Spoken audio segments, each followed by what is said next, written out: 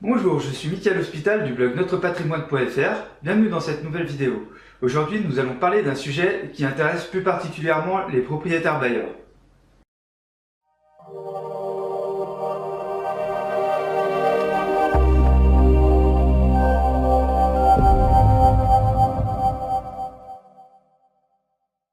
Bonjour et bienvenue dans cette vidéo. Alors aujourd'hui nous allons parler des charges qui incombent aux locataires, donc les charges locatives que l'on peut répercuter sur le locataire. Il faut savoir que les charges locatives s'appliquent dans toutes les locations nues, que ce soit des logements sociaux, des logements conventionnés ou pas, ainsi que tous les logements meublés signés depuis le 27 mars 2014 ou ceux avant si le bail y fait référence. Première dépense, il y a les ascenseurs et les monts de charge. Il faut savoir que certaines dépenses sur les ascenseurs et les monts de charge peuvent être répercutés sur le locataire, notamment l'électricité, l'exploitation, la fourniture de produits et les menus réparations. Deuxièmement, tout ce qui concerne l'eau froide, l'eau chaude et le chauffage collectif, vous pouvez récupérer certaines charges sur le locataire.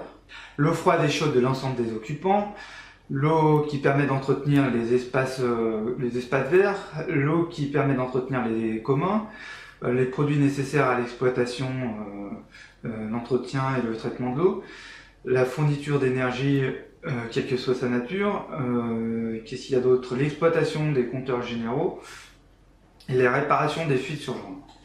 Troisièmement, les installations individuelles. Alors tout ce qui concerne les installations individuelles, ça reste à la charge du locataire, notamment le chauffage et la production d'eau chaude et la distribution d'eau dans les parties privatives.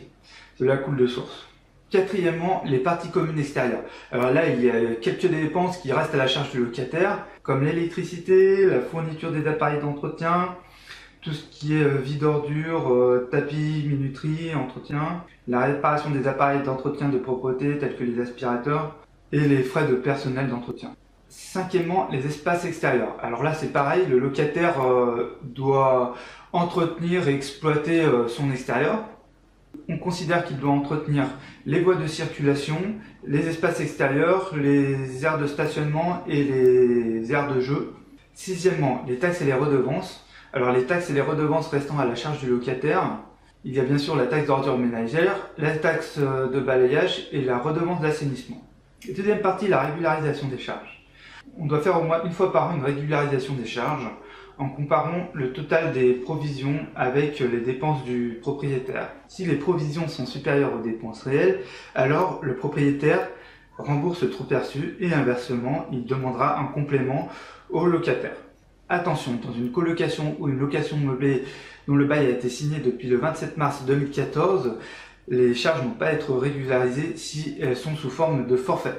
Le paiement de vos charges doit être justifié et vous allez pouvoir l'envoyer sur demande au locataire dans les 6 mois qui suivent la régularisation de vos charges. Le paiement s'effectue donc soit par provision pour charges mensuelle ou trimestrielle avec régularisation en fin d'année, soit par la récupération ponctuelle des dépenses engagées avec les justificatifs donnés au locataire.